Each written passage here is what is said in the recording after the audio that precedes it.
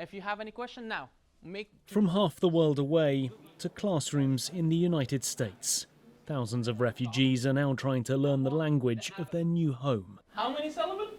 3 syllables. And helping them here in Virginia is Yusuf Sultani, who just over a year ago was teaching in Kabul the day the Taliban arrived. 10 o'clock in the morning or 12 o'clock in the morning, that there were a lot of noises and everyone was scared and everyone was like running, and they were saying, and I had received calls from my sisters and like nephews. They told me like, Kabul has fallen, Taliban is here. I was like, are you joking? Yusuf spent more than 2 weeks in hiding, fearing for his life, before he was evacuated by American troops. Now here, he's assisting his fellow refugees who, not knowing the language, are struggling to get by. It's very hard to communicate and to solve your problems. Those who doesn't know English, they are only locked at their home, or they are dependent on their family members, like their son or their husband or their cousins. Government agencies have helped set up refugees with social security numbers and healthcare insurance, but the newly arrived often find that's where the help ends, leaving local charities, many of them formed in the last year, to step in, to furnish homes or help with things like driving lessons. Getting people into, if you will, civil society, into a community and a neighborhood, that takes people, the grassroots, to do that.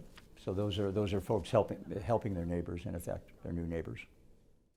But even with an excellent knowledge of English and contacts in the United States, finding work similar to their former roles in Afghanistan has been extremely difficult for many of the refugees who've arrived here. Last year, Khalid Payenda was working as Afghanistan's finance minister. Arriving in the US, he initially found the only work he could get was driving for Uber. Being in motion, physically in motion, you know, you assume you're making progress, and that really helped. But I think what helps is humility, you know. I never let my roles define me, neither the current ones nor the previous ones. Khalid has now found consultancy and teaching roles, but his long-term future here remains in jeopardy.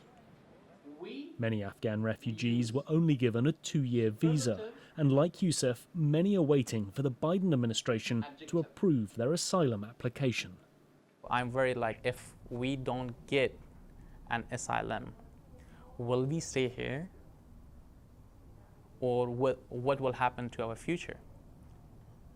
Where should we live? Because I would never go back to Afghanistan with the same people staying still there. We have to compare. Those here say they're determined to stay, but they know they can't write the next chapter of their American story on their own. Nick Harper for Newsy, Washington.